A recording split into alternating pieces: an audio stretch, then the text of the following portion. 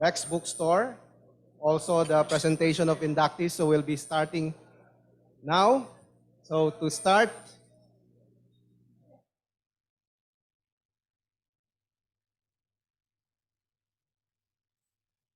okay, so good afternoon again. To call the meeting, to call this meeting to order, may we call on TGP Bing Matoto for RC Makati and TGP Dax Carlos for RC Makati West. On behalf of Rotary Club of Makati, I'd like to call this meeting to order.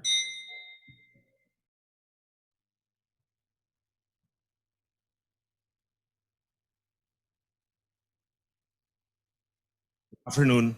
On behalf of the Rotary Club of Makati West, I'd like to call this meeting to order.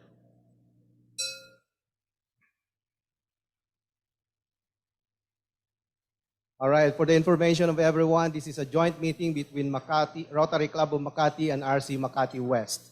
Now let's proceed to the invocation, which will be led by Director Charles Rufino, followed by the National Anthem and RC Makati hymn. Please all rise.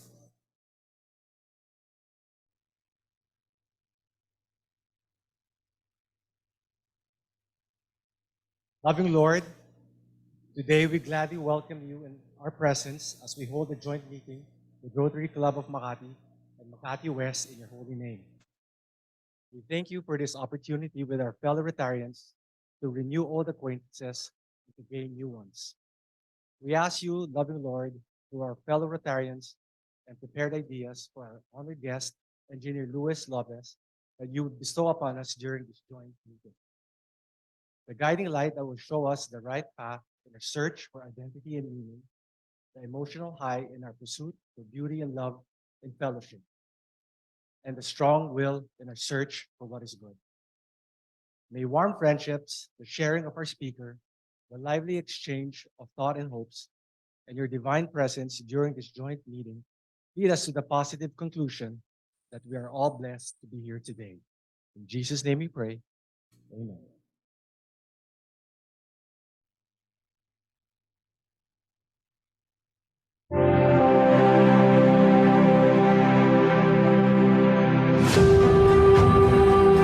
Witness a history in our lifetime as we bring back to life what a true Rotarian should be. Service above self, unity in diversity, and inclusivity, all for one and one for all. This is our chance. This is our time to rise up and be the example of what humanity can achieve. Together, let's create hope in the world. So let us sing with one voice the Philippine National Anthem. Mga kababayan, ang pambansang awit ng Pilipinas. Kayang magiliw, telas ng silanganan, alam ng puso, sa titik mo'y buhay. Lupang hinirang, kuya ka ng magiting, sa manlulupin, di ka pasisingil, sa nagagang tutok sa simoy at sa langit ng bangaw, ay ginagang tula, kawin sa paglayang minamahal, ang isang ng matawad mo'y tagumpay na nag-iingin, ang bituin at araw niya kailan pa may di matitingin, lupa ng araw ng warhabing pagsinta, buhay langit sa piling mo, ang hindi kaya na pagkay mga akin, ang mamatay ng dahil sa'yo.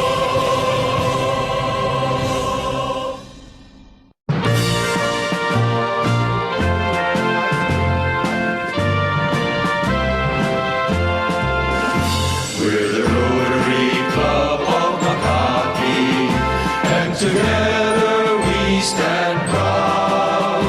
We are leaders with integrity, always ready to serve humanity, always living by the four-way test, building goodwill and peace along the way, giving hope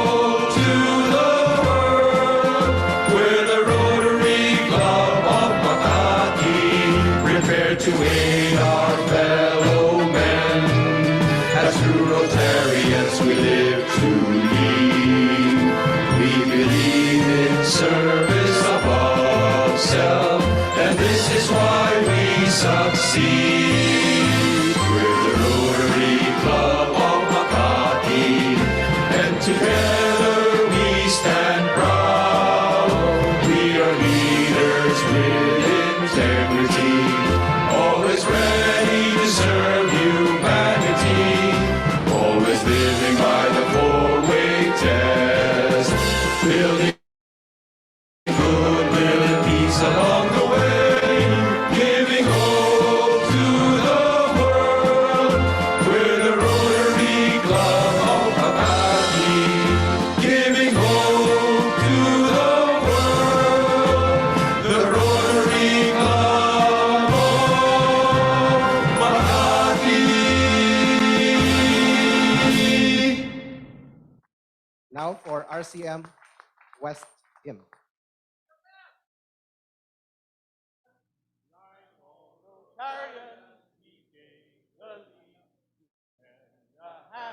To brothers in need, service above self is our creed, promoting goodwill through need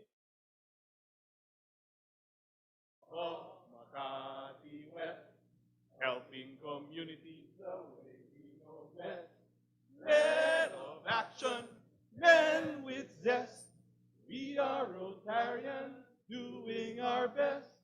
We show the way for change and improvement. Social upliftment is our fulfillment. Service above self is the guide we follow.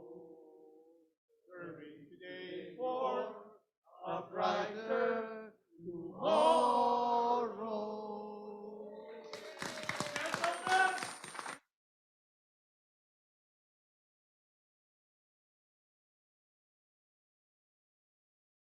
May I request all the guests to please sit down? Fellow Rotarians, please remain standing for the recitation of the four-way test to be led by PP Ed Balawis from RC Makati West.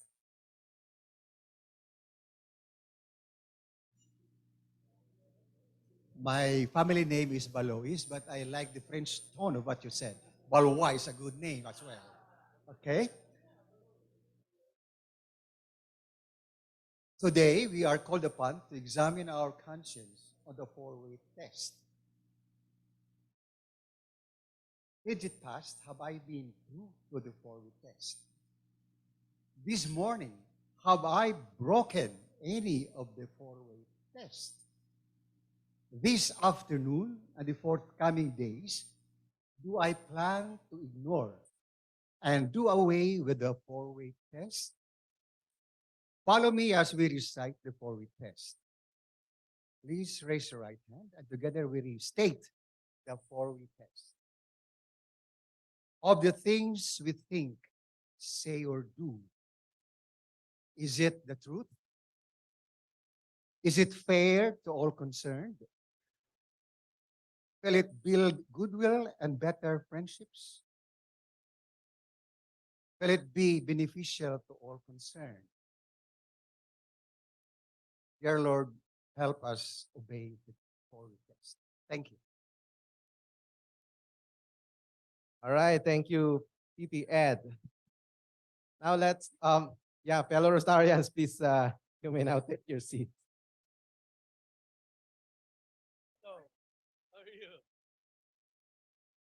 Now let's go to the acknowledgement of guests and visiting Rotarians.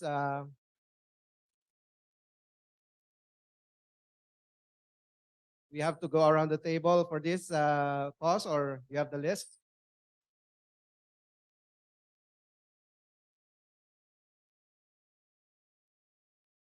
All right, so we have here for the dignitaries, starting with District Governor J. Tambunting.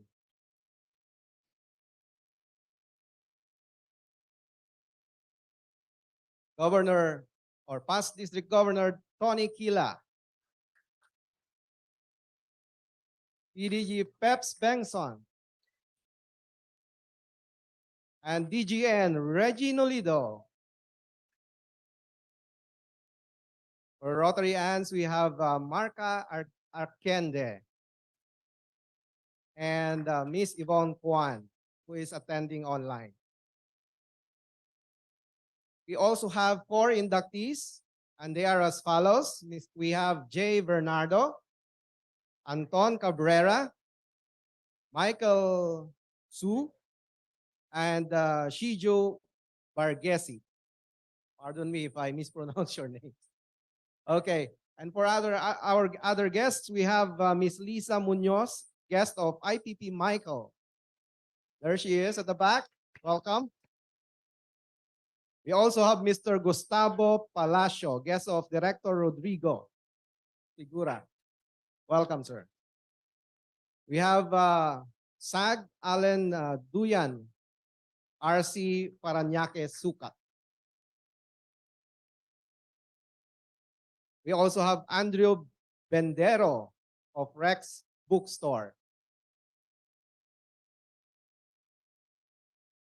Chi Ying, spouse of Michael Su. Oh. Bethany Alden, guest of Anton Cabrera.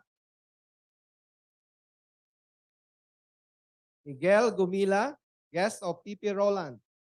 Hello. Mr. Carlos Sagun of RC San Fernando, guest of Rotarian J. Bernardo. Welcome. Teddy Montilivano, Daily Tribune. Okay. PP Edgardo Manda, RC Makati Central, and Catherine Jose, Daily Tribune. So welcome everyone. Now for the welcome song, we have the ABP cost. Friends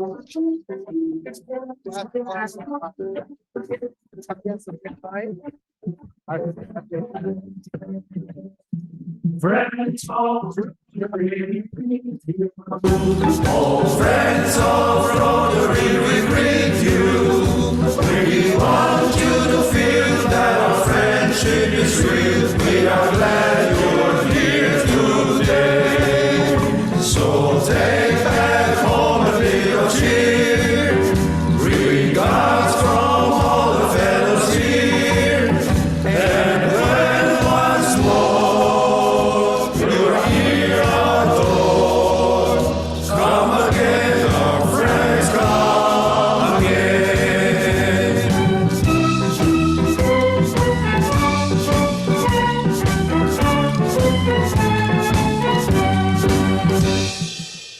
All right, thank you very much, fellow Rotarians. You may now take your seats.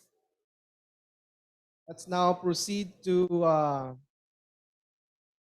the greetings to birthday and wedding anniversary celebrators.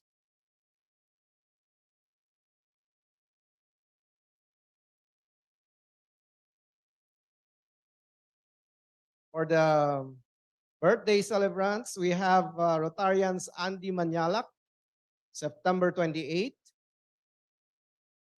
EP Carlo Rufino, October 2. For the Rotarians, we have Marisa Concepcion on September 27. And for the wedding anniversary, we have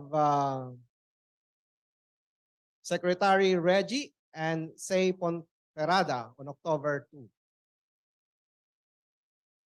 And for our friends from RC Makati West, we have spouses for the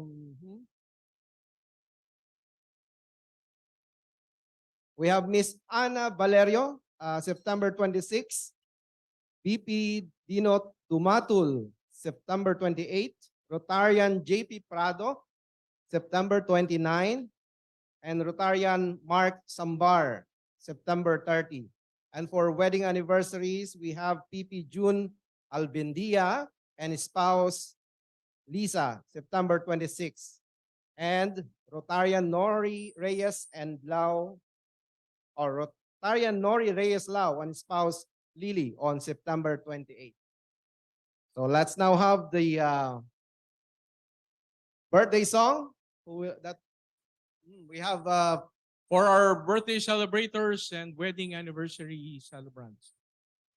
It is your birthday, the wedding day. Let's celebrate this important day. We greet you deep in our hearts, dear. A happy birthday and happy wedding.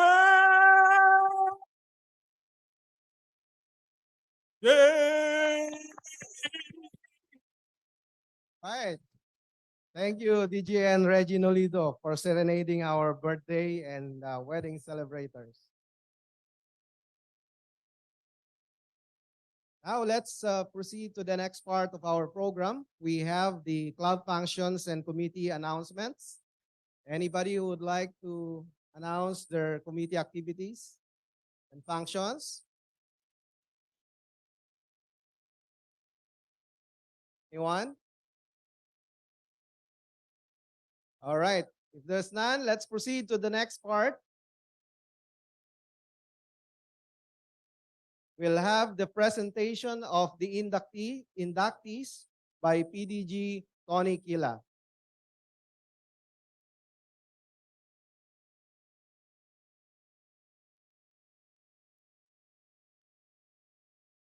Thank you, Chris. It gives me great pleasure to present to you the 4 newest members of the Rotary Club of Makati, with whom we are going to induct today. I call on J. Bernardo, Classification Entrepreneurship, sponsored by Neil Makashar. Can you please come over? Neil, come over. Then we have Anton Cabrera, Classification Water Supply Services, sponsored by DGN Reggie Nolido. He is the youngest member of our club at 26. And may I invite also here to present the future Anne, Bethany Alden. Then we have Michael Shu, Classification Pharmaceutical, sponsored by Julian Lim. Anne Kihong. Anne, can you come here? Please join us. Join us in front. And finally, we have Shiju Vargese, Consulting Services, sponsored by Cesar Campos. And can I ask DJ Reggie Nolido for the charging? Good afternoon, everyone. Top Gun Governor Jay, is he still here? TGP Bing, TGP Dax, dignitaries present, venerable members of the Rotary Club of Makati and the Rotary Club of Makati West, distinguished guests and friends, protocol has been observed. Good afternoon. Thank you for granting me the privilege to address the new members of our club and initiate you into a life of Rotary service. A charging session is meant to be, as stated, a way to charge you, enliven you, excite you into the wonderful world of Rotary. While I am addressing the new members, I am also inviting the old members and our guests to likewise listen, as perhaps this charging can also serve to recharge you and remind you of why you are here in the first place. Perhaps the best way to excite you in service is by telling you about who we are. There are 1.4 million Rotarians in the world trying to do their best to improve their communities, their clubs, and their countries.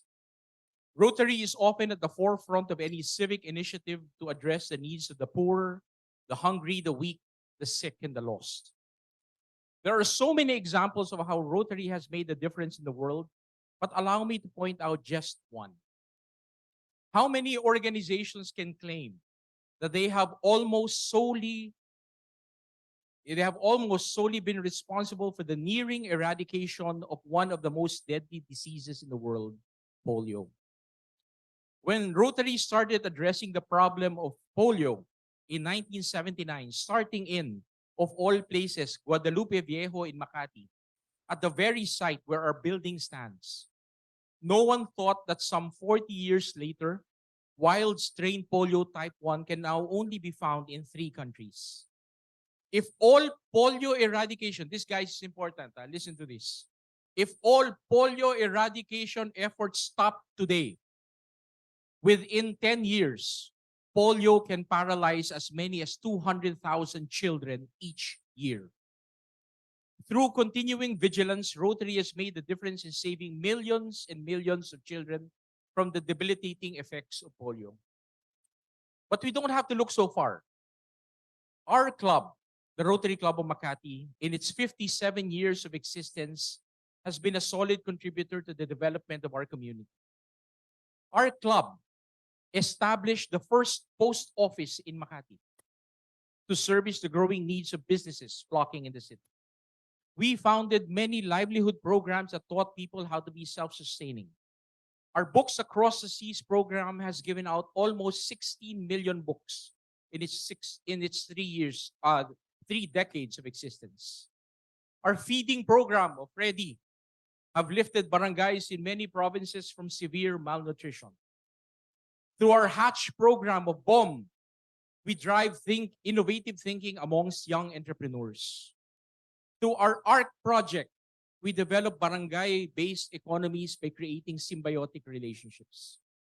We have been champions in saving the environment, in providing water, sanitation, and hygiene, in protecting children from abuse and community, in establishing livelihood and community programs, in addressing the needs of the differently abled, in servicing the medical needs of the sick, and so much more.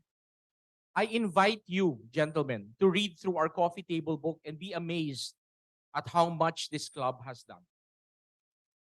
Now, let me disabuse your mind, though, in thinking this is all work. This club is likewise known for its play. You will engage with like-minded people who also know how to kick back, relax, and enjoy. Please join us in our monthly Friday Night Lights. By the way, Friday Night Lights on Friday in the Polo Club. Everyone, please go. Travel with us to other countries and meet our sister clubs. Eat with us in our mini socials. Drink with us during our parties. And yes, there will be service. There will be work. There will be responsibilities, and there are dues. But service is best done with friends and family by your side. Indeed, how many clubs can boast that they can get the Secretary of Trade and Industry to sing and dance? No doubt encouraged by the spirit of the single malt kind. Now, you may be wondering what role is in it for you. Jay and Siju, we have heard your advocacies when you spoke to our club as guest speakers. Know that there are synergies to be made between us, and more importantly, we can learn from each other greatly. Please help us to improve our projects, our impact, and our service. Michael, you are in the pharma industry. With the many health programs we have, we could really use the partnership with Unilab. Anton, our Benjamin, please help us understand how we can help our youth and to understand their needs and to speak their language. You are all gifted and blessed and have something to contribute to the club, to Rotary, and most importantly, to the people you serve. Let me end with a little sharing.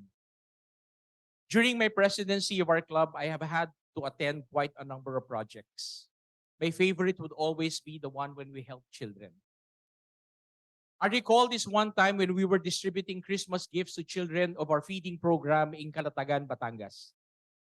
Just a few months prior, they were skin and bones, mirthless and weak. But that Christmas, they were robust and rowdy. Seeing, however, a behemoth like me, not a few kids would cower in concern when I approached. When the time for gift giving arrived, I excused myself and donned a Santa Claus costume and came out with a booming ho, ho, ho.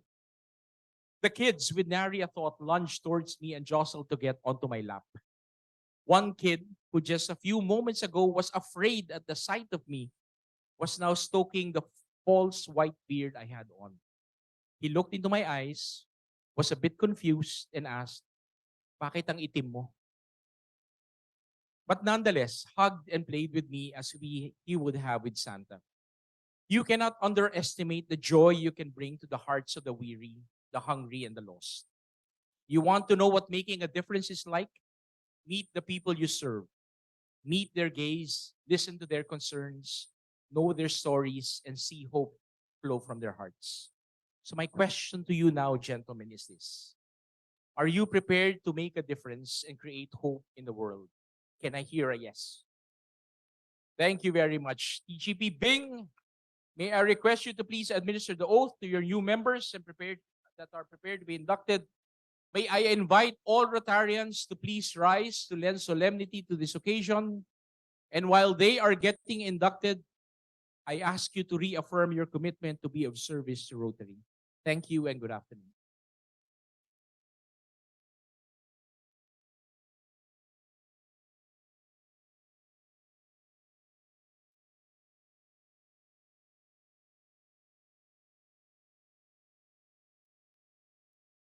You kindly raise your right hand, please. And then follow me. I state your name, please. After being sworn in as a member of the Rotary Club of Makati, solemnly swear that I will abide by, follow, and uphold all the provisions of the Constitution and bylaws of Rotary International, as well as those of my Rotary Club, and fulfill to the best of my abilities all the duties and responsibilities of my membership. I pledge to advance the object of Rotary, amplify Rotary's maxim, service above self. I further swear to promote awareness of the theme of Rotary International in 2023-2024, faith, hope in the world, and of the duties and responsibilities that go with it. For these, I pledge freely and voluntarily, without any mental reservation or purpose of evasion.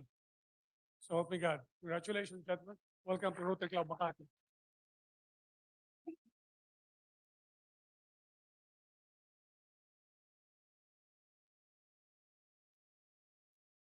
You may now take your seats.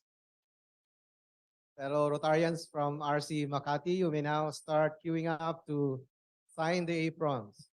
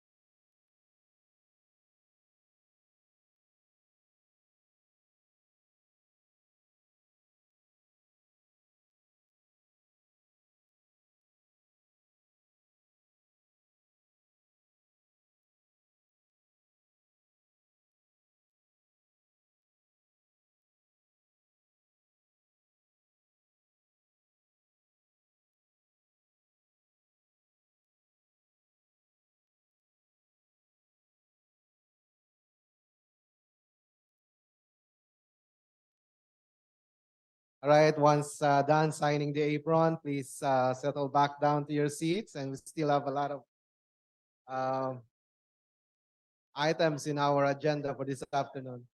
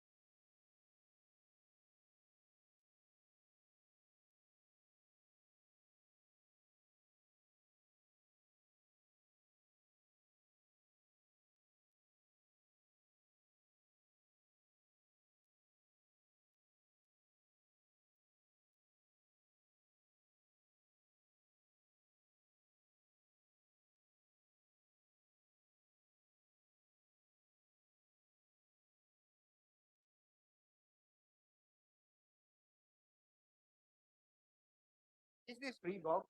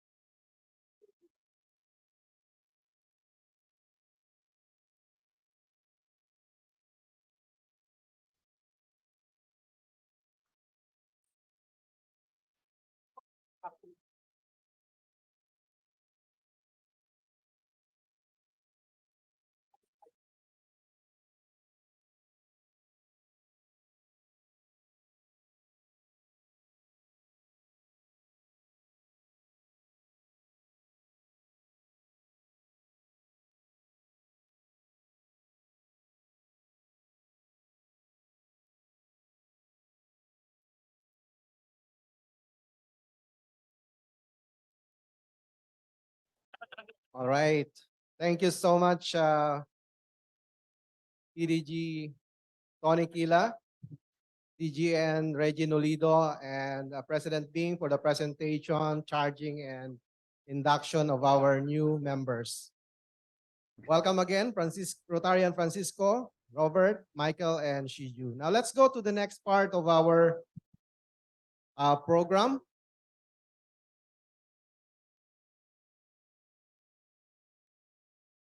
Of MOA between RC Makati and Rex Bookstore for our BUTS project. May I call on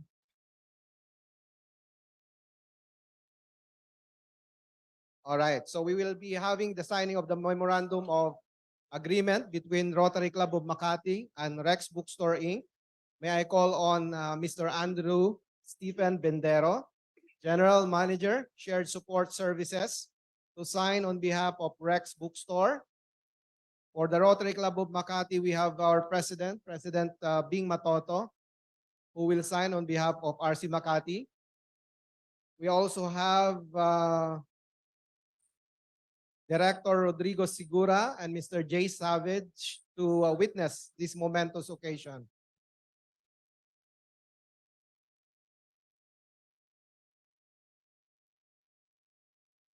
Mr. Jay Savage and Director Rodrigo Segura.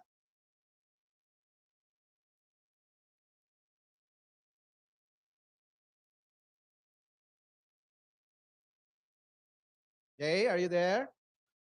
There you go.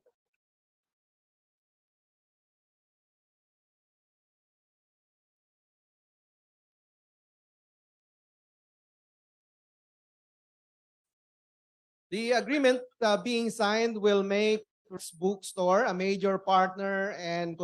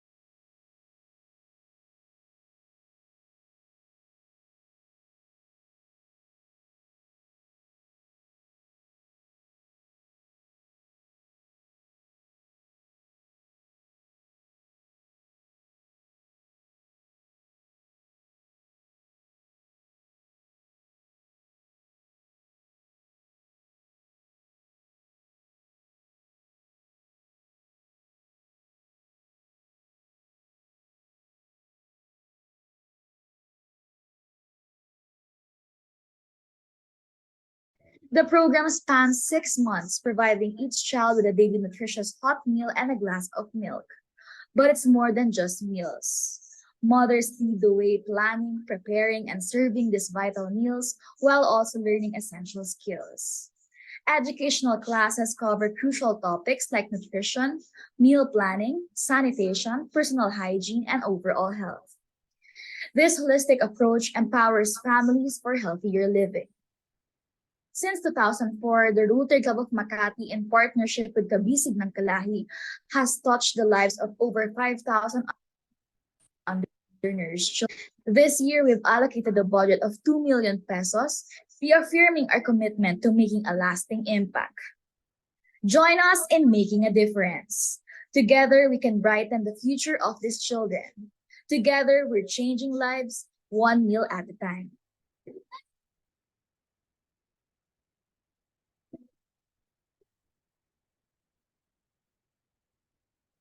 Let's give a big hand to PP Freddy and Jojo Borromeo for their great help in this program. Ready? He's taken on this responsibility of chairing this program for a few years now. I would also like to express my gratitude to all those who participated in that launch, including IPP Michael Escaler, who generously hosted the lunch, David Natyanatan, CP Renolin David, Paulo Turno, and our upcoming member, Anton, or now I should say our member, Anton Cabrera. Congratulations also to our RC Makati Golf team, which just came in second to RC Makati West. Hey, it was an interesting event.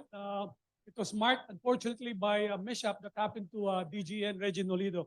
That accounts for Wise limping. He's trying so hard, but unfortunately, the RC Makati West players were simply just much better. But we have special accommodation goes to our Andrew Preto for his remarkable first run-up finish in the Class A division. I think our champion is also from Makati West, right? Right? He's here, right? Okay. Oh, it's Junmei, okay. All right, so hopefully we can do more of these events, and maybe with the assistance of other members of our club, we can somehow edge closer to Makati West. Our club's growth is a testament to our members' dedication to expanding our Rotary family. I'm thrilled to announce that we have already inducted 7 new members this Rotary year, and I extend my gratitude to IPP Michael Escaler, Porsche Peña, PP Cesar Campos, DGN Reggie Nolido, Director Julian Lim, and Director Neil Macashar for their outstanding efforts in recruiting new members. To all our members, I encourage you to invite at least one friend to join us in our noble cause. For the fellowship, please mark your calendars for our next Friday Night Lights event, taking place this Saturday on September 29 at the Last Chucker Manila Polo Club. It's a fantastic opportunity to come together and urge our new members to please join us and celebrate the birthdays of our September celebrants. Let's share some Rotary Fellowship and make it an evening to remember. I'd like to take this occasion also to announce to our membership that your board has actually already met and decided on how we will move ahead on the election of the district. And I'm pleased to announce that we'll be very supportive of one of our members' friend or spouse, I should say. I also would like to make a special appeal. For those of you who may remember Tess Dumana, she's been with our club, assisting our club for years and years, primarily with our publications. She's been sick. She had cancer 2 years ago, and 2021 we had given something, and apparently things have taken for worse. And she's going to go through surgery again. And I'd like to make this appeal again on behalf of Tess and her family to donate, because she needs surgery, and the current estimate of her expenses is about 600,000 pesos. So please feel free to volunteer, whoever it is who might be open to giving a donation for her surgery. Okay. Okay, we're going to give it now? All right. Well, we have some tokens for the proposers. We have some bottles of Macallan. PP Cesar Campos, or referring Sinju Margesi, please. Feel free to open the bottle if you wish. DGN Reggie Nolido. Yeah. Or for nominating and proposing Anton Cabrera, Director Neil Macashar, for, of course, proposing our eminent professor from AIM, J. Bernardo, Director Julian Lim, who proposed Michael Shu of Unilab, Director Porsche Peña, of course, who introduced to us Arman Kataga, and IPP Michael Eskeler, who unfortunately is out of the country now, who introduced Bitoy and Philip Malyari, great golfers to our team. Okay, that's it on my end.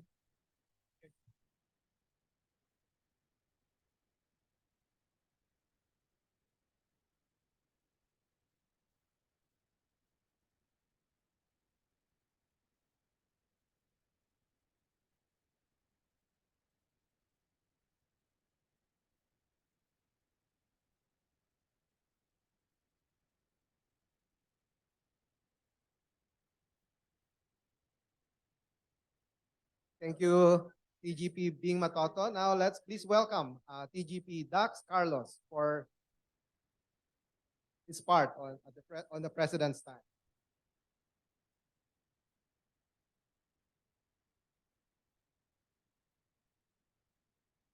Good afternoon, everyone. Thank you to my classmate, Top Gun President Bing Matoto, for inviting us to this joint meeting today. Bing, I'm so excited that seeing that you've given the proposers 12-year-old Macallans, I'm excited what you have in store for your classmate and president after this meeting. I'm so excited to join you today as a guest because I think you need to have a good singing voice to be a member of this club. So I'll only be able to come in, unfortunately, as a guest. It's also good to see many familiar faces from Makati, and I hope this will be the start of many meetings, collaborations, and fellowships together. Like DGN Reggie said, let's play together. Congratulations as well to Makati for placing third in the just concluded Governor's Cup golf tournament held at Riviera. Of course, I also have to congratulate my club, Makati West, for winning the tournament. Shameless plug, shameless plug. We're one step closer towards our three-peat, but it will be a very challenging year as well, since I'm sure we'll face stiff competition from Makati and Las Piñas South, to name a few. We're also grateful that engineer Felipe Lopez is here with us today. In this day and age of global warming and unpredictable weather patterns, it would be very interesting to listen to your thoughts towards a sustainable solution for affordable housing. Can I also thank Chairman Eric Tensuan for the successful breast and cervical cancer screening held yesterday in Alabang. Eric here. Thank you especially for not insisting on doing the screening yourself. I would like to express my gratitude to PP Noel, who's also with us today, for hosting the dinner fellowship for our past presidents last Wednesday. It's always fun at Noel's bar, and I look forward to the next fellowships there, as well as to being a past president. Thanks to Prid Giliar and PP Lito for leading the members' orientation meeting for RC Makati West and Paseo de Roas new members last September 12. Can I also extend my appreciation to the Makati West staff, satellite, and Rotaract members for participating in the District 3830 Peace Forum last September 21. Lastly, can I call on those who wish to join us on September 30 for part 2 of the painting of the Makati West GK community in Taguig? It would be a great time to bond with your families and the community. We will start at 11 a.m. and will serve lunch as well. As I've done in all my past president's time, I will end by highlighting one of the beneficiaries who we are helping. So I may introduce to you Francine Garcia, now 22 years old. However, normally I talk about them. Instead today, I will read to you a letter that she wrote to the club. Dear Rotary Club of Makati West, today is the day of my graduation, and I'd like to thank you for saving my life. I was operated at Philippine Heart Center in 2016, and I was 16 years old then. I was scared knowing I had to undergo open heart surgery. And besides, my parents were helpless because we don't have the resources. God heard our prayers, and through the Rotary Club of Makati West, I was operated. I am forever grateful to all the members of this generous club. This is not only my dream, but my family's dream as well. I just graduated cum laude.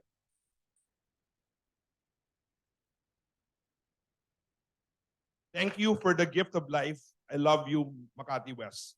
Thank you, ladies and gentlemen. Let us all continue to be the gift of hope to others. Good afternoon.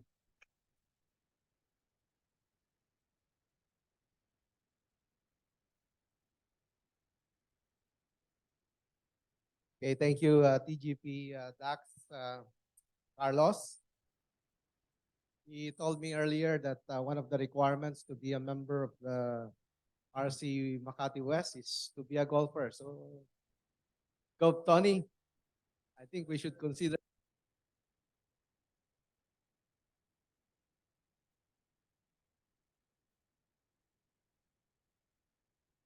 Please welcome Director Rodrigo Angura.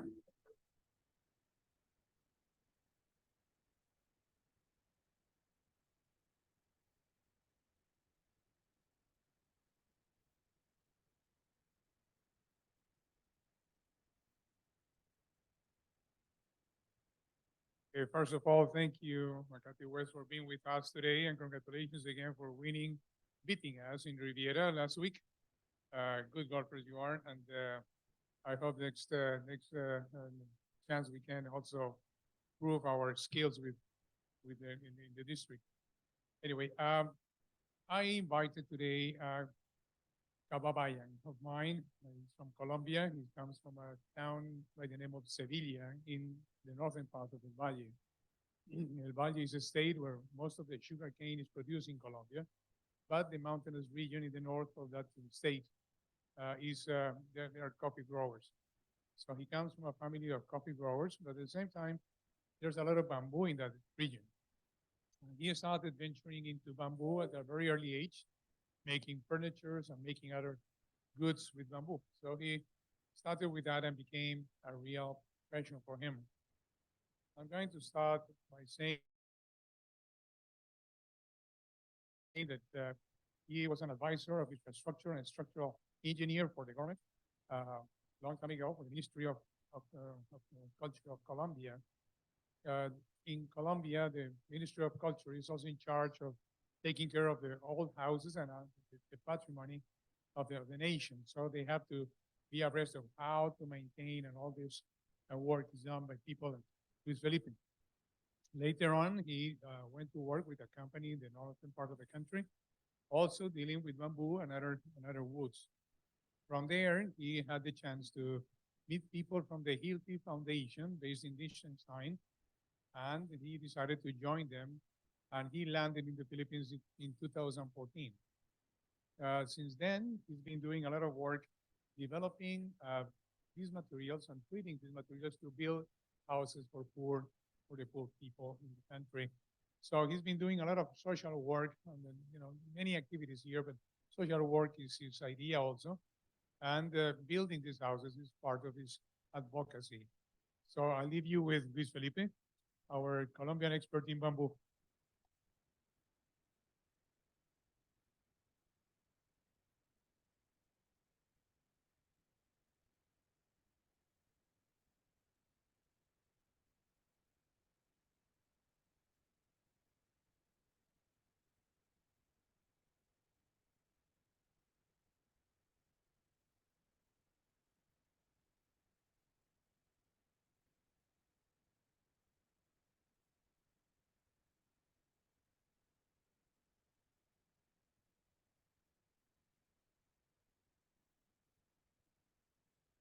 When I'm here.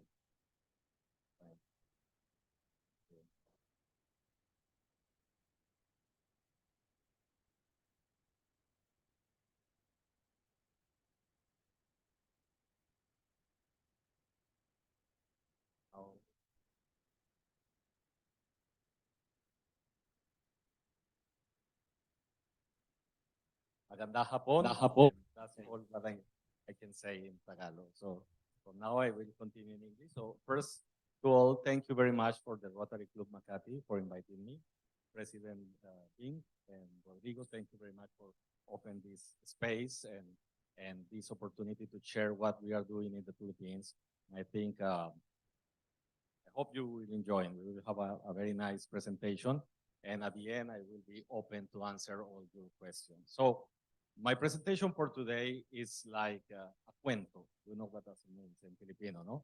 So I will tell you why bamboo be a weapon to the climate change in the coming days. So as humanity, we are all threat by the climate, by the weather, and bamboo can be one of the sources.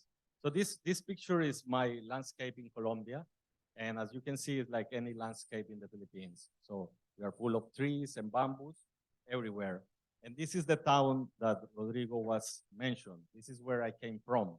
And you see that house in the picture in the left side at the top, that is a Colombian bamboo house. It's a traditional system called bajareque, and it's a mixture between bamboo, wood, and other components. And that house that you see, that's from my town, it has already 100 years old. So is bamboo a durable material? Of course, with the right technology. The misconception we have in the Philippines is that bamboo is a temporary material because it's only used for bahay kubos. And when you build, I love bahay kubos, by the way, don't make me wrong. I love the architecture of bahay kubos, but sometimes the bahay kubos are so not permanent. They fly in the typhoons, they are eaten by insects like bok and anay, and then they need to be treated. So I start my journey in bamboo making furniture. So you will see the picture appearing in a while in the center of the screen. And this is 1996. And at that moment, I realized this is pre-internet. So I was doing some researches about bamboo. I was studying civil engineering already. And then I want to know if the bamboo can be used for, I think it's a problem not moving. Sorry.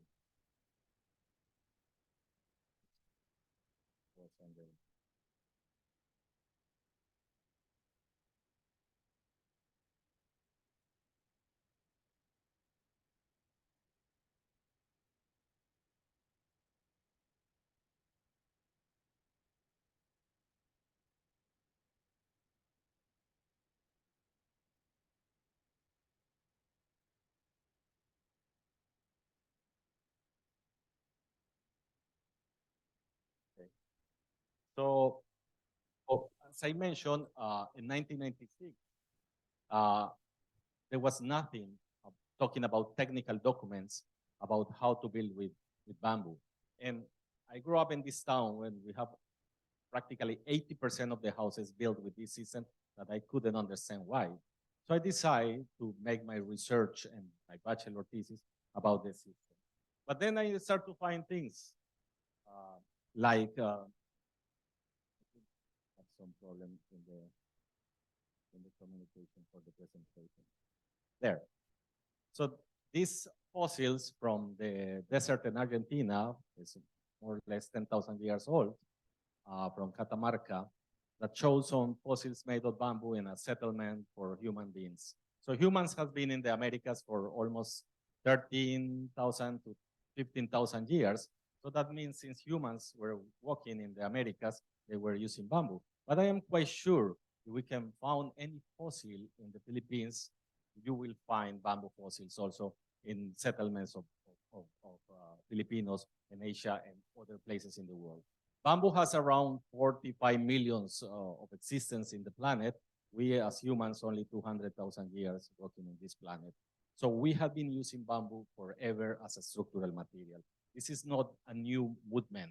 People say, oh, sustainable construction is a new movement. No, in the tropics, we have been building bamboo constructions for millennials. What is new is the engineering behind bamboo. That's new. It's only 30 years old.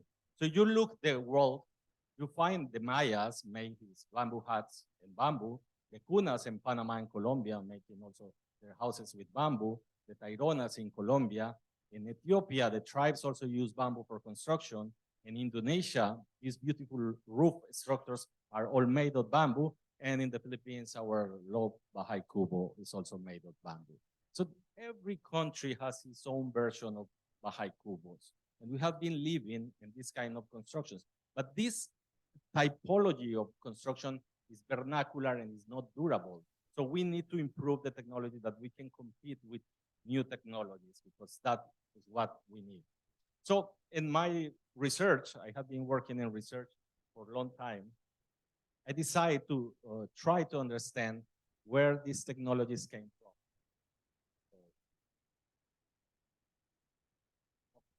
So I found this system in Africa called wattle and dot. This is a system that has been used in Africa for also millennials.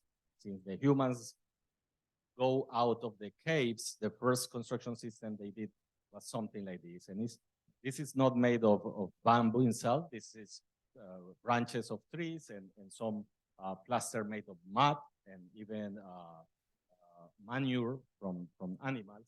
But you can see the way they make this kind of weaving in the wall. That's very particular of this system. And then I start to look other construction systems in other countries, and I found this house. In a visit I did to UK, I found the house. Okay, moving quite slow, but I found this house that's for the 16th century. It's the house where William Shakespeare grew up, and it's a beautiful house. It's a 400 years old house made of wood. So it's a 400 years made of wood. And how this house is connected with these huts from Africa? Well, if you look in detail in that technology window that is going to appear now, the thing you see inside that wall is exactly the same kind of system that the Africans were using thousands of years before. And how come the technology traveled from Africa to Europe? Right? Traveled with the people, but also, you know, these ideas can appear in different locations spontaneously. But then we have colonialism around the world, no? And we found this technology in the Philippines called Tabique Pampango, where there is a convent and a church in Siquijor near Dumaguete, and there is also for some typologies of these architectural expressions in Pampanga. That's why the name is Tabique Pampango. And this was a construction that was a type of construction that was common during the Spanish colonial times in the Philippines. It's not used anymore, but we found some examples of this construction. And you can see that the concept is the same. What is the difference here is that they use bamboo because bamboo was more available in the Philippines. Then this is the coffee region in Colombia. And the coffee region has the particularity that they build entire cities using a traditional system very similar to this European and to the Tabique Pampango here in the Philippines. So this is a town called Finlandia, similar name like the country, different spelling. And it's a very colorful house. And all those colorful houses you see in this picture are made of bamboo with a kind of system similar to wattle and dot. And not only Colombia, you can see expressions of that technology also in the downtown of Lima in Peru, a system called Quincha, also in Ecuador. Of course, this house looks very bad because the picture was taken just after an earthquake, but the house survived with no problem. And in Colombia, definitely is where we have the biggest concentration of this kind of construction. So at the beginning, these houses are 200 years old. It was the plaster was made with manure and mud, but right now, in the recently times, with cement. Now, you see the evolution here of the system. At the beginning, the walls were infilled with mortar, and they have a frame made of bamboo and wood. And when they have access to cement, they were able to make these new facades, no overhangs, and even they could do towers like this building that you see in the right picture that is unfortunately under demolition in 2005. So if you see the picture, in the left side, it looks like a concrete building, but in the right side, when you see already the demolitions happen, you see all the frames of bamboo and wood.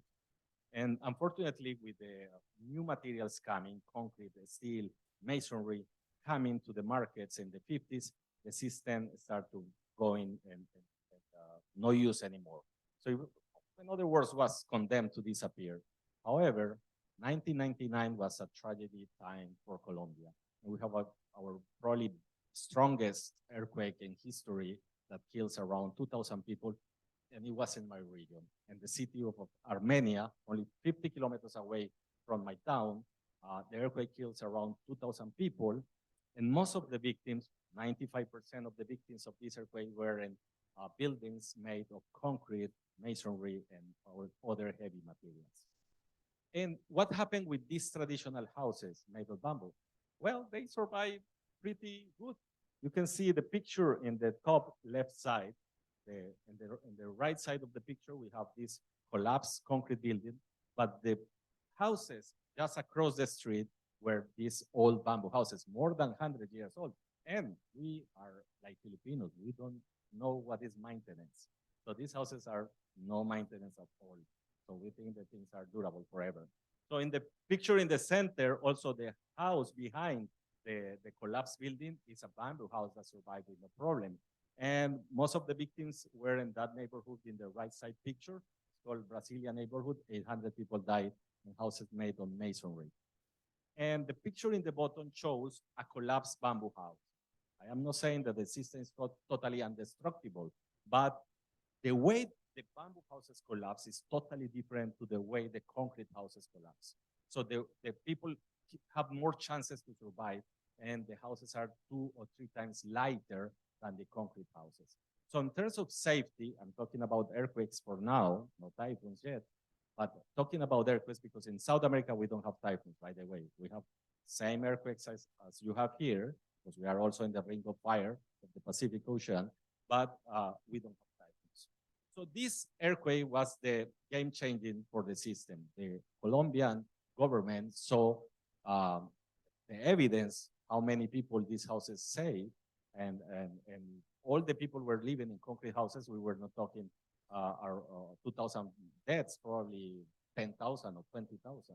So the government decided to make a big research, testing the walls of this system and looking if the system could be incorporated in the National Building Code of Colombia. And I was doing my bachelor thesis about the same topic at the same time, but just a coincidence, and I was part of the team to make this research in 2000 in Colombia.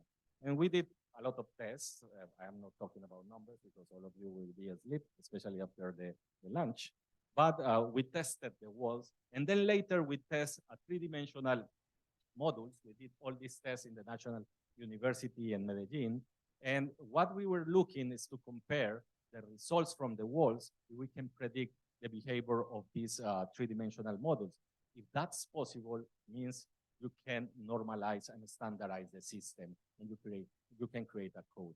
And that's very complicated when you are working with vernacular materials. When you work with vernacular materials, you get very erratic results, and it's hard to standardize. But here was not the case. It was very easy to predict, and that's why in 2002, Colombia has the first building code. However, a few years later, this is the equivalent of our NSCP. So it was incorporated in our version of the NSCP in Colombia, the National Structural Building Code of the Philippines. We have our own version in Colombia called NSR. But when it was an update of the standard, some group of engineers were against this system, and they decided to ban the system. And the government say, okay, let's do more tests. And we did this test in Los Andes University in Bogota. It's a shaking table test, a 2-story house, full scale. We applied the cover earthquake. So in a while, you're going to see the video.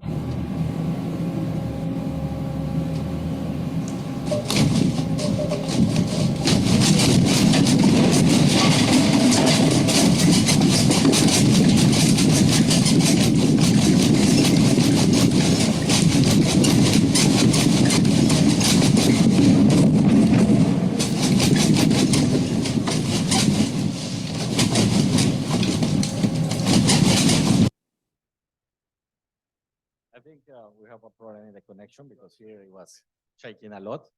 And then, okay, you see, this is a full-scale two-story house, and that was the cover earthquake. You remember cover earthquake in 1995 was one of the strongest earthquakes in the earth, one of the most expensive earthquakes in the history of the humanity. And this house was okay with that earthquake. And actually, it was not only okay, we have to test it 7 times to be able to see some cracks in the walls. So the system is very ductile and it works pretty well for earthquake. So I think the video just collapsed the PowerPoint. Give me a second, I try to fix this.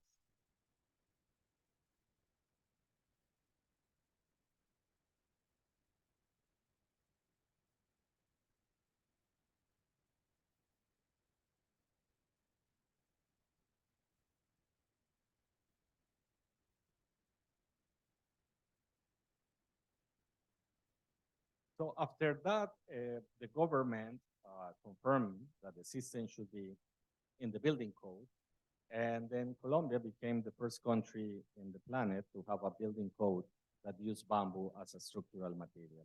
So that was in 2002, and the confirmation in 2012. So 1 second, it's working again.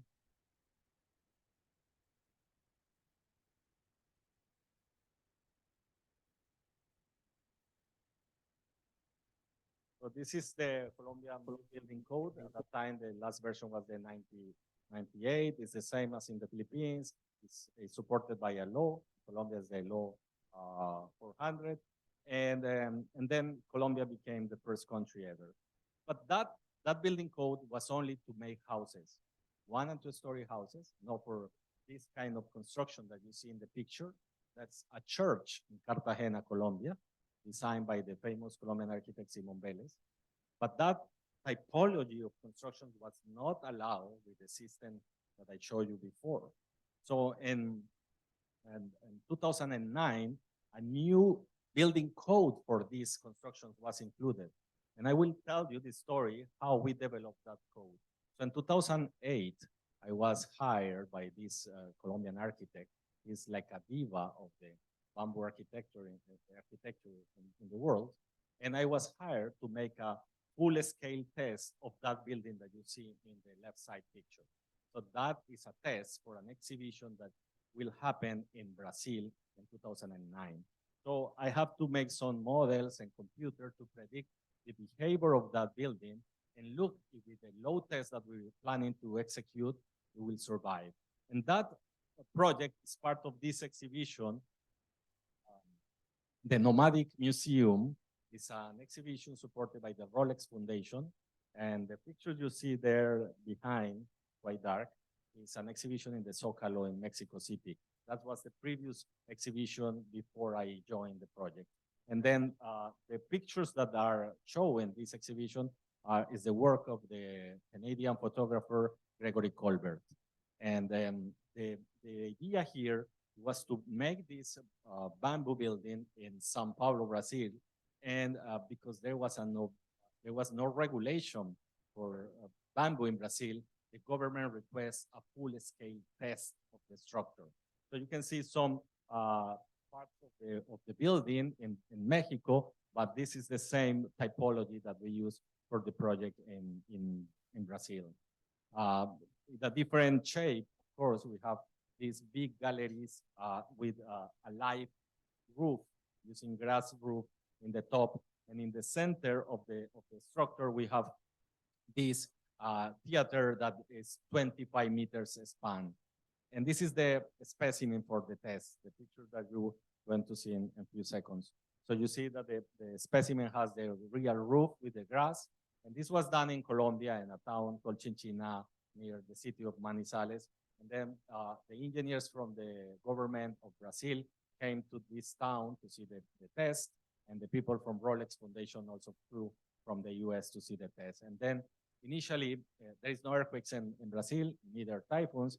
So they request only a vertical load test, applying a live load in the building. So then we apply 16 tons of load in 5 phases in this building.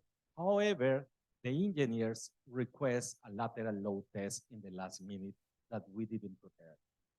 And you know, the challenge to make a lateral load test in a building of this dimension is something that you cannot handle it easy. The architect was so mad, and I said, let's see what we can do. And then we started the test, we applied 3 tons, we went to sleep, and you will not believe what happened. There was an earthquake that night. And the epicenter was only 6 kilometers away from the place where we're doing the test.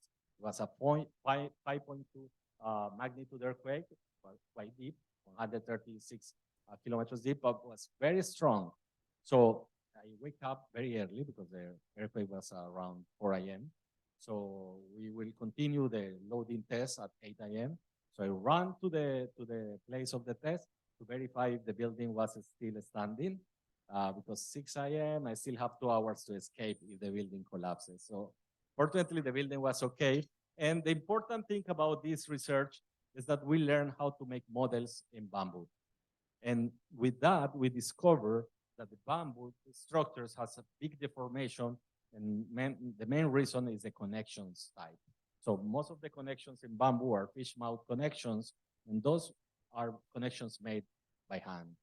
So there is a lot of deformation that is impaired in the structure, so it's like a kind of slice connections that you need to have in mind at the time that you are designing. And with that, we could write the second Colombian standard, is the NSR 10, for bamboo structures that allow you to build beautiful structures like this horse house in Colombia. You know, our for the Indians, the holy animal is the cows. For Colombians, the holy animal is the horses. They are really, there is a culture around the horses in Colombia. So people who has money build all these kind of infrastructure for their horses. So I was telling you this cuento from the beginning about how the humanity has been using bamboo for centuries in the world, but how come there is not too much regulations about bamboo in the world? Why Philippines has no regulation for bamboo construction, for example? You have been using bamboo in construction since the beginning of the history. I mean, the legend of the myth of Malakas and Maganda is clear. The first man and the first woman came from a bamboo, no? Land. So that's the Philippine myth of Genesis, no? So it's how important bamboo is for the Philippine culture. And it's the same in every country when you go and you see bamboo, the same thing. But there is no building codes. And without building codes and this legal world that we live today, it's impossible to build. And why there is no building code? It's a loop, a very bad loop that we have for a long, long time. There was no research for the universities. There was because there is no research, there is no data to make building codes. And because there is no data, the architects and the engineers don't use it. They don't know how to use it, design them. And because the architects don't use it and put it in their designs, there is no demand. So it doesn't matter if the client wants bamboo, if the architect don't know how to use it and the engineer don't know how to design with that material, it will not going to happen. After the earthquake I showed you before, that was the game changer. So the first country to took the lead was Colombia, and after that, other countries start to reproduce the Colombian standard, but also to create other standards. So right now in the world, we have a big block of countries in Latin America, leading by Colombia, Ecuador, Peru. Brazil is working in their own standard. Mexico also. We have in Asia, another countries like India, Bangladesh, and right now, Philippines. Philippines is developing their building code. We are working very close with the Association of Structural Engineers of the Philippines. We hope we can convince them. The document is ready, but I know it's hard because we have a lot of misconceptions about the material that is very deep in our heads. We think bamboo is a postman's timber. It's not durable. It's not sturdy. It's not strong. But let me say, nothing more far than reality than that. So there is many type of constructions that you can make with bamboo. First, you have this kind of construction that we call post and beam construction with diagonals, like the first picture you see there. And that picture shows the church in in Cartagena. And in this construction, all the structural components are made of bamboo. Columns, beam, joists, diagonals, everything is made of bamboo.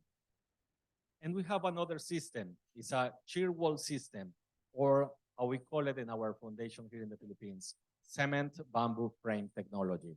So it's a system that you use to make houses, to make walls using bamboo, but other components like this metallic mesh, the metallic bracing there, and plaster. Later on, I'm going to explain you this.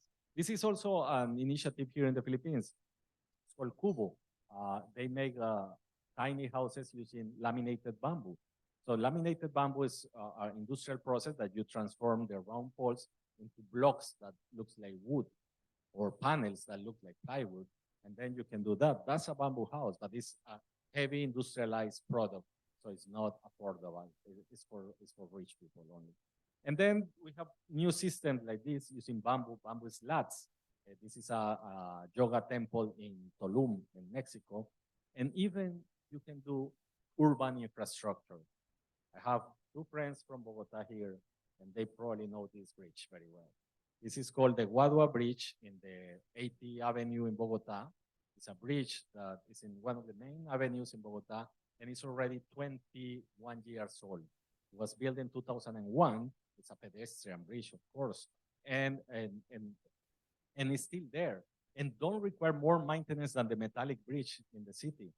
So, and basically for urban infrastructure, it is designed to resist only 20 years. So that means if tomorrow we have to demolish this bridge, it's already paid. You don't lose any.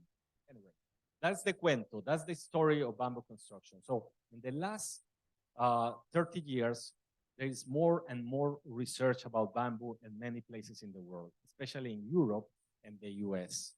And why? Because bamboo is becoming one of the most interesting materials to reduce the carbon emissions in the planet.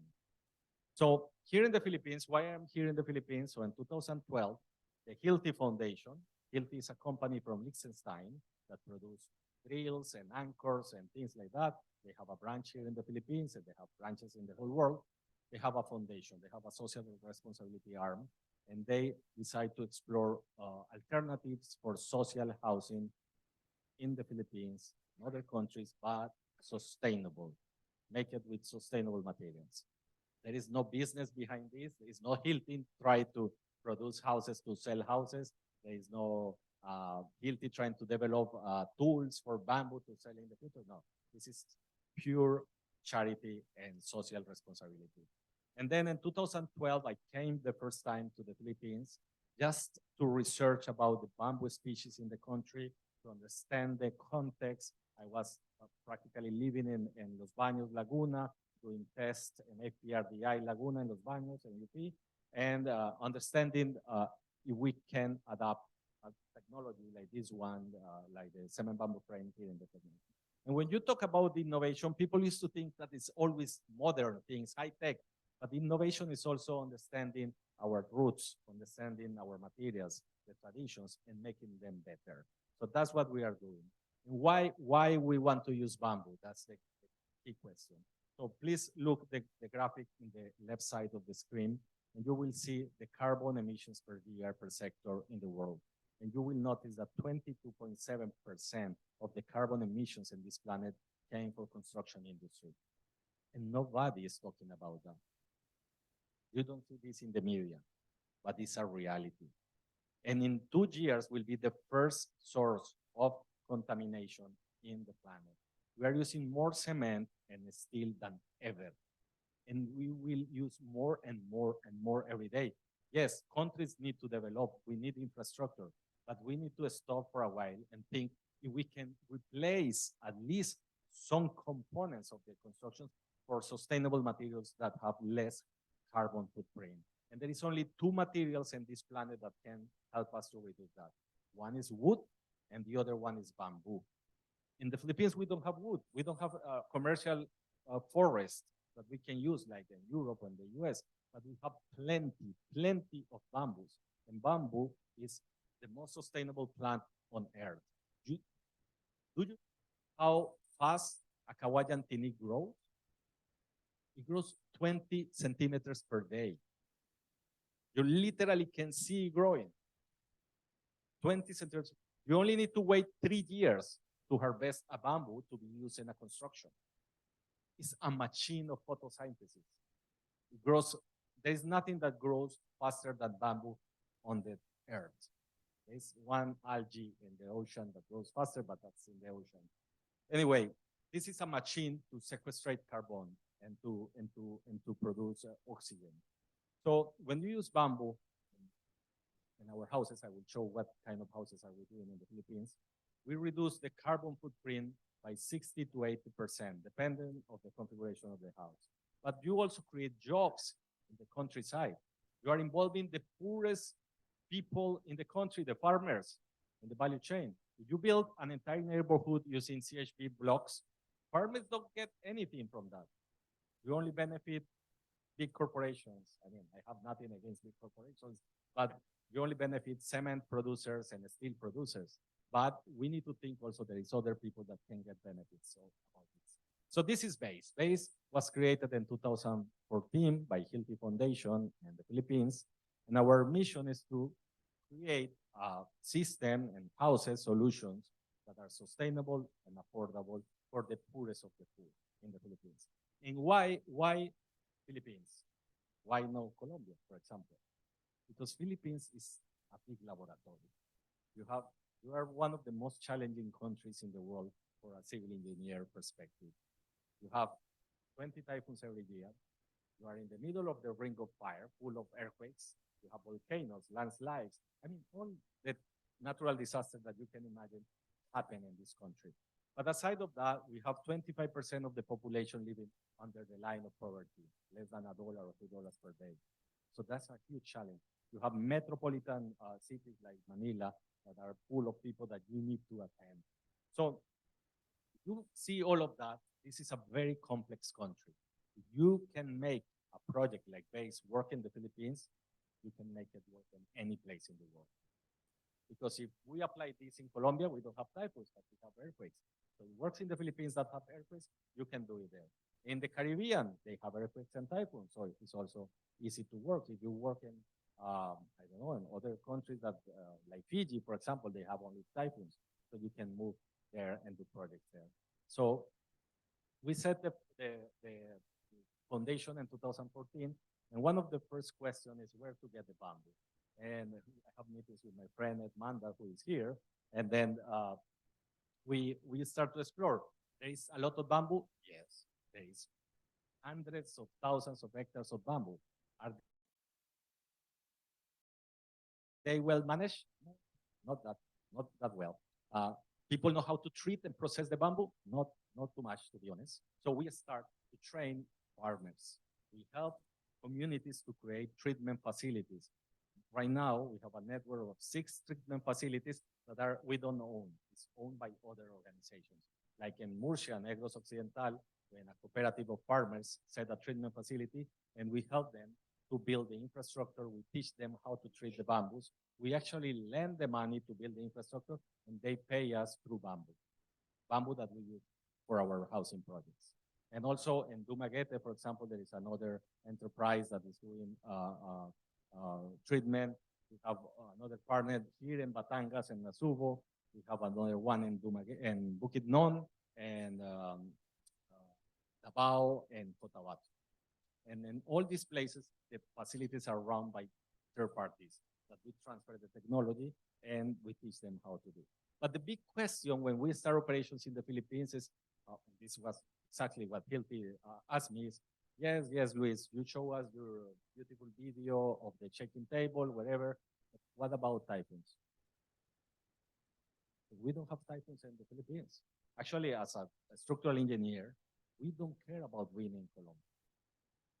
For us, wind is not in our horizon for design. It's all about earthquakes. So the first thing I did was check the building code in Colombia, look the maximum wind speed, and then I went to check in the Philippines the maximum. And I realized that the maximum wind speed in Colombia is lesser than the minimum in the Philippines. So our maximum wind speed you use here to fly kites. So for us, So I have to learn about wind. Then we start to do some models, 3D models using software that engineers use to entertain themselves. And then the software and the modelation show that the system could resist a typhoon. But that's not enough, because if you are going to put people to live in those houses, you need to be sure that that will stand a typhoon. So we don't have other alternative.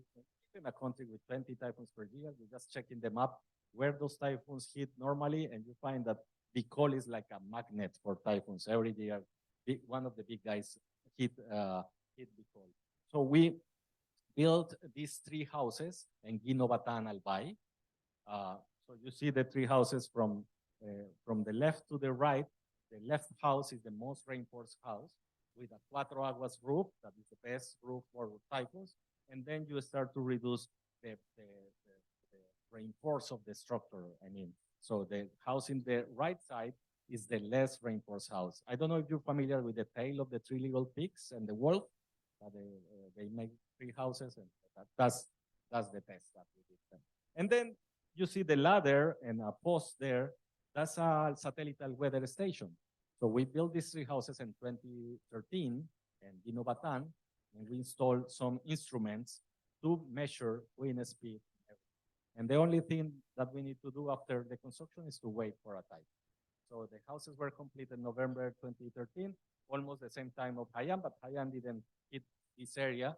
But 7 months later, Typhoon Glenda, super typhoon category 5, hit Bicol. And the trajectory, you can see in the picture in the middle, the yellow pin is the houses, and the purple line just beside the houses is the trajectory of Glenda. So it was totally direct hit the houses. And this picture was taken after the construction. And here now I am showing the picture after Glenda Pass.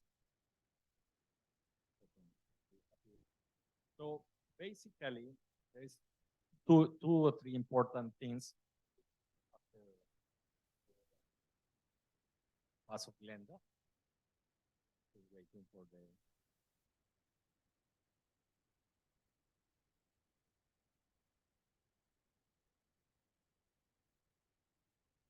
change again. So after Typhoon Glenda, the houses were there in perfect condition. We have a small damage one of the roofs of the houses, no related with bamboo. And the other thing we discovered is that our weather station just flew away. You can see it in the picture, there is no more weather station. So the maximum wind speed reported by the weather station was 185 kilometers per hour. And that was the condition of the houses. So you see there in the house, the less reinforced house, there's a small damage in the roof, but that's no responsibility of the bamboo. That's just a lack of test screws or something. And unfortunately, our friend Bahay Kubo that was behind us just collapsed. So we have reports of other weather stations around, and we get reports on to 220 kilometers per hour. The thing is that these 3 houses already have 10 years old, and they have survived more than 5 typhoons in the last 10 years. All of them category 4 and 5 with no damage. So it's a clear proof of how strong the system is against typhoon. So with all these results, we went to the National Housing Authority and request something that is called an ITEC accreditation. ITEC accreditation is accreditation for innovative technologies.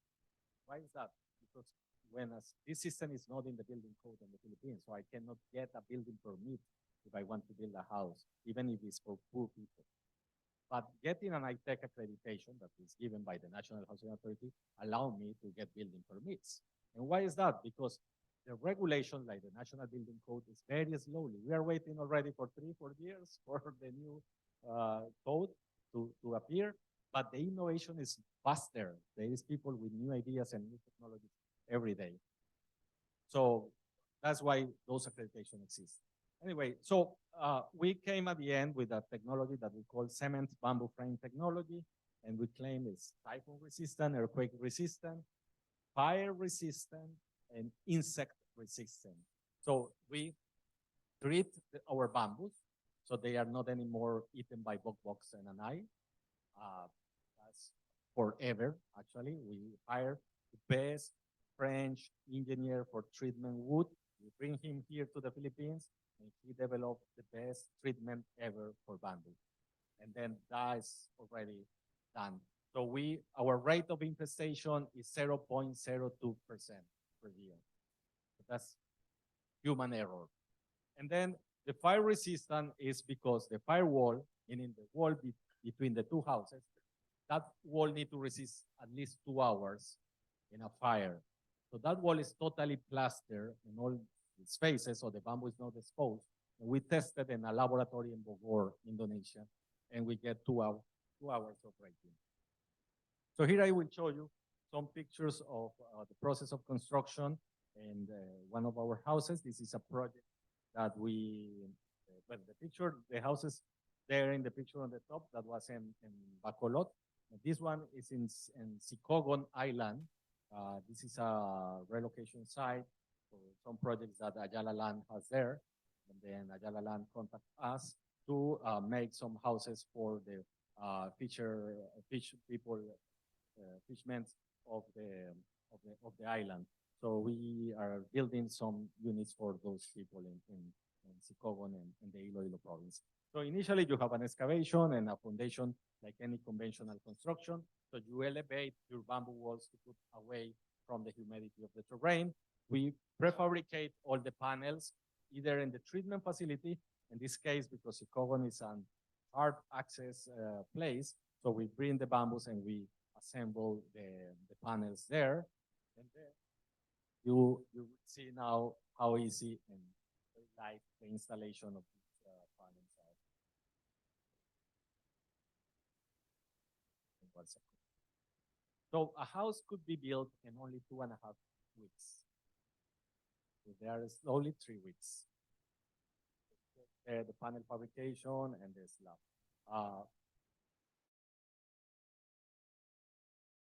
It's very quick, especially when you have a prefabrication process. These solutions normally are 30 square meters. However, we have some houses that are bigger than that. And the cost is around 300,000 Philippine pesos. So 10,000 pesos per square meter is what we are doing, direct cost, materials and labor.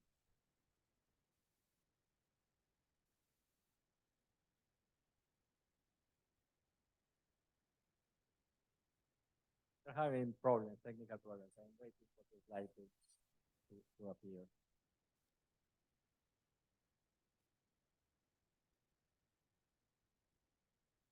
There.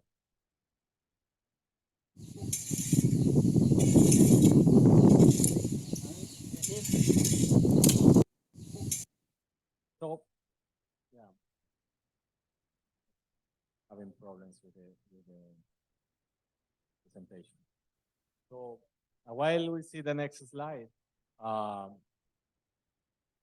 want to tell you something about base that probably you don't know. So, as I mentioned, the engineering behind all these technologies are quite new, only 20 years. And even if there is some universities working in the world, there is still a lot to do. So Hilti was pressuring us to reduce the cost of the houses and to make it better. But the only way to do that is through research. So in 2019, 2020, we opened our Base Innovation Center here in Makati, it's just in Chino Province Extension, to research about bamboo. And then we have agreements with 7 local universities, including UP, De La Salle, Mapua, UST, PUP, and we have alliances also with 7 international universities from many countries in the world. So we are also working in this project in Mindanao for the rebel returns. So this is with the communities. This is the Maranao House. And we have this project in Bukidnon and another project in the Bangsamoro Autonomous Region to build some houses for the rebel returns. So the design of this house is inspired in their traditional architecture, and it was done together with the same people. So and using our technology and the materials, they don't want concrete at all. So Up to date, base has been built 1,500 homes in the country. We have projects in Iloilo and Dumaguete and Tacloban, even here in Quezon City and Batangas, all over the country.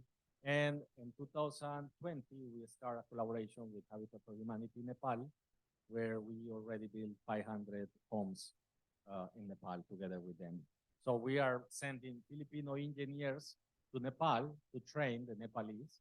And soon we are going to start also a collaboration with the Fiji archipelago. We are going to send Filipinos to Fiji to train the Fijians how to make this kind of constructions. So, I'm going to finish soon. So I will show only some pictures about our innovation center in Makati. So the innovation center is a laboratory and a research center. As I mentioned, we are working with many universities, local, but the international, we are working with the Coventry University from the UK, with the ETH Zurich University from Switzerland. It's one of the universities in the top 10 of the world. We are working with Pittsburgh University, the Universidad del Valle de Colombia, Hong Kong University of Science and Technology, and Virginia Tech from the US. And what we are doing with these universities is that they have a strong interest in bamboo construction. They have resources, but they don't have bamboo because there is no bamboo in the US and Europe. We have plenty of bamboos and we have the laboratory. Before, they used to research there, and we don't know what they were doing. And they create solutions and things that we here in the tropics need, but we don't have access to that. Right now, what they are doing is sending us the students to Philippines, and they work here with us. Then we put a Philippine student to work with an American or a British guy, and then the knowledge stays. So I think that's all what I want to present today. Base Bahay will continue doing houses. We have projects right now, like 8 projects around the country, doing houses for the poorest of the poor. And we will continue also our collaboration with Nepal in the coming days. If you have any questions, please let me know, and I will be very happy to answer them.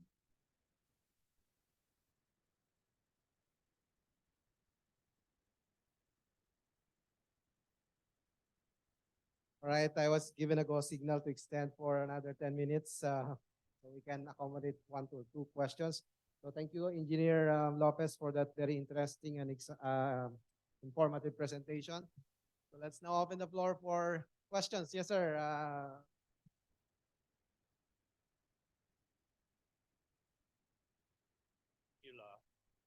Or the basic formula for the preservative.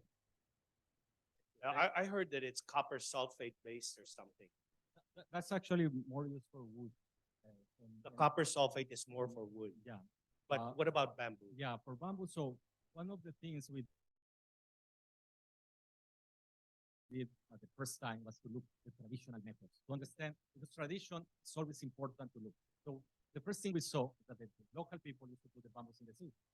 And they tell us, we put the bamboos in the sea and it works well. Yeah, the salt water, that's Yeah. what they talk about. But in Colombia, because the bamboo culture in Colombia is not in the sea, it's in the mountains. So, yeah, it's in the mountains. The people in Colombia put the bamboos in the rivers. So the common element here is water. So we start to research what happens when you put the bamboo in running water and moving water. And what it happens is that the starch inside the bamboo gets removed. And bok love the starch. So that's the first thing we incorporate in our treatment method. It's like put the bamboos in a running water system, only water, and remove the starch. However, the termites, they don't care about starch. They like cellulose. And you have to put a chemical solution. So the chemical that we use right now is perimetrine. It's perimetrine. Permethrin. Permethrin. Permethrin is commercially known as solignum. But this is a solignum that is specially developed for us. So we buy a big drum of solignum. And it has a little copper component for the fungus. but a little bit. Is that the same as cypermethrin? No, The permethrin? no. I am no chemist, so no. Okay, thank you. Thank you, PB. Freddy. Yes, DG and Reggie. Sir, we're very interested about the technology. We're doing rotary homes where we are building homes for the homeless in Siargao. And this, I think, is something we can explore. I don't want to ask a question, but I'm requesting if a little of your time after the meeting, then perhaps I can present to you what rotary homes is all about. And then I also want to work with Ed on this. So hopefully we can do something for rotary homes. Absolutely. Actually, I think I have a meeting this Friday for that project in Siargao. Oh, fantastic. Thank you. I don't know with whom, but it's for the project in Siargao. Thank you so much. All right, ma'am. And then Harley. Can you hear me? I'm Cora Claudio from the Management Association of the Philippines, and I'm glad to see a lot of my colleagues here. I'd like first to thank Rodrigo for inviting me here, but actually this is my second time. I was a speaker here years back. I was your guest speaker on, I think, environment. I'm not asking a question. I want to respond to two things that I think we can pick up from your presentation. One is the need for a law or a code or whatever a legislative measure it is that we need to be able to come up with a building code. After this, I'm Senate because we have a pending bill on what we call Philippine Ecosystem and Natural Capital Accounting that we drafted in coordination with Senator now, she started it when she was a congresswoman, Ligarda. And it is up for final approval by the Senate. So what we want to do is with the help of all of you here, that we will work on something on this topic. That is for the construction part of using bamboo, right?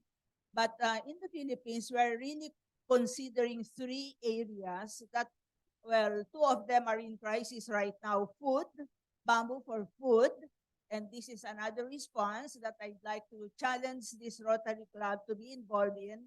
We just started a bamboo for food program that is using the shoots, which are even more nutritious than rice that we are so concerned about now. I don't eat rice. I actually eat a lot of bamboo shoots. Unfortunately, the ones that we have in the market are the Filipino, the ones that we produce here that is not packaged well, and the ones that we import from China. And we want to be able to do that. No? Plus also using the leaves as fodder for poultry. So bamboo for food. So these two, I think, are two responses to this presentation that we can work on. And I hope All right. the Thank you, Rotary ma'am. Club Thank will you. do Thank you, that. ma'am. We can connect with you also, Cos, maybe. Yeah. Final question, maybe Harley. Apologies for the rest. We can maybe approach na lang later, Engineer Lopez. We're run out of time. Yes. Yeah, So good tayo na, afternoon, Engineer. I'm concerned on the cluster that you are using because we have also a technology which we call that as a pyrocrete wall system. Now, I'm looking at it because we have applied that in the Philippines. We're using a dome type houses which we have constructed in Naval Leyte for these calamity houses that we are looking at. Now, in line with your reinforcement of bamboo, well, that can be a good combination instead of us using a steel matting because it's very expensive. What we're looking at now is the bamboo. Maybe we can have that like a mesh, and it will be embedded on the walls. In our system, the plaster is just superficial. So there is no like reinforced of plaster of concrete with bamboo. That actually doesn't work well until now. The tests that have been conducted, especially for University of Pittsburgh, shows that concrete reinforced with bamboo doesn't work. Yeah, actually, we are using what we call that as metal lat. The metal lat is being spread on the bamboo frame. Now, once the metalite is already there, all the embedments now, the wrapping in are there, the electrical and everything, and then we do shotcreting. And in a month, we can produce almost 500 units if that would be implemented. Because you see, for a one machine, we can produce almost 500 square meters of walls, which the dome is almost the whole wall that we're looking at. Maybe we can do an alignment of that. I invite you to our innovation center so you can see our houses and then we can discuss possible collaboration. Yeah. All right. Yeah. Thank you. Thank you, Harley, Rotarian Thank you. Harley. Now let's apologies again for those whom I was not able to accommodate. Maybe you can just connect with Engineer Lopez later. And now let's proceed to just a quick message, very short message from PP Lou Del Rosario of RC Makati West. He's still here.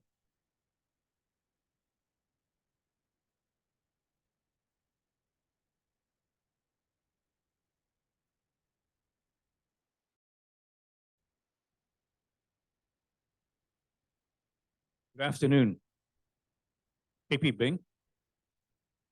Fellow Rotarians, I have some very good news.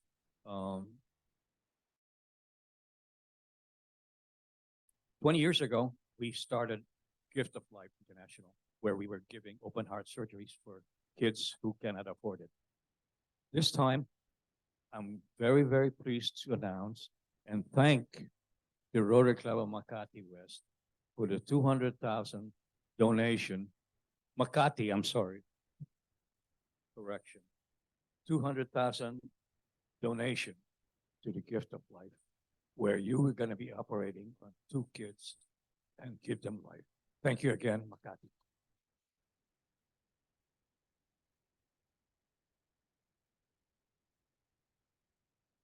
Thank you, sir. Now, let's now go to the response from starting with TGP Bing Masoto, then followed by TGP Dax Carlos. TGP Bing. I'd like to thank you, Luis, for a very interesting, informative presentation. I did want to ask a question. What allowed Colombia to be more advanced in terms of acceptance of bamboo? And what do you think are really the key obstacles here in our country that prevents us from having greater acceptance? I think the earthquake in the 90s was the switch moment in Colombian history. I mean, we have a long tradition in using bamboo as Philippines has. So there is no difference in that. However, I think the earthquake, the evidence of how many people was saved by this construction was the moment that the government realized that it's a good idea to incorporate bamboo in the building code. So what are the limitations in the Philippines from my point of view? One is these misconceptions about bamboo being the poor man's timber and it's a second-hand material, it's not a durable material. So we need to start to change that. And I will tell you why. These universities in the US and Europe, they are working hard to develop construction systems with bamboo. So what are we waiting? To them to start to import raw poles to sell us construction systems made of bamboo, and then we say that it's good because it came from abroad. So that's going to happen. So we have the material, we have the capacity and the talent in this country. This country is full of good people working well with the material in the laboratory. I noticed that.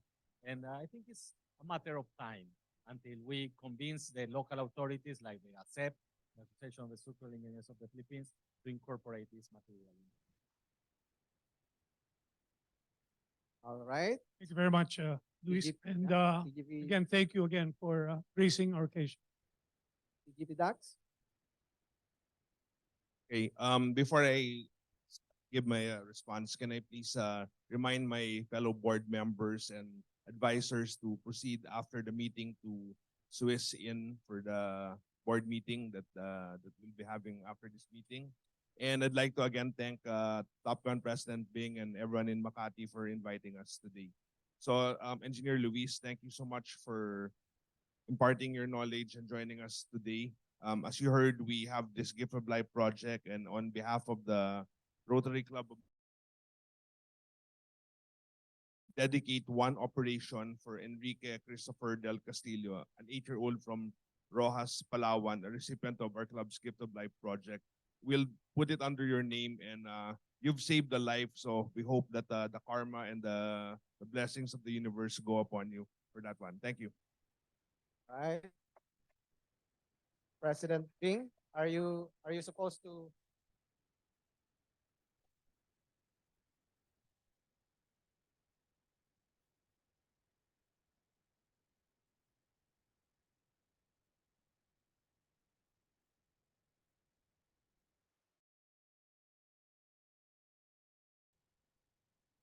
Luis, I'd like also to give you a token of our appreciation. This is actually a small plaque that are found in our reef buds that are planted in the sea to be able to regenerate coral reef. I'd like to quickly read what it says. This certificate of appreciation is presented to Engineer Luis Felipe Lopez for sharing his time and expertise as a guest speaker at the Rotary Club of Makati during its regular blended meeting. Enclosed herewith is a replica of the steel plate we put on a reef bud that will be planted in the sea, Solvec, Narvacan, Ilocos Sur, as part of our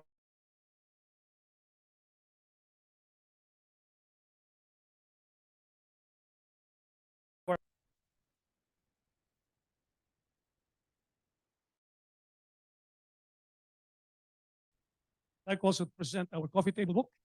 And to go along with that, bottle of wine. Thank you very much. All right. So we also have a raffle.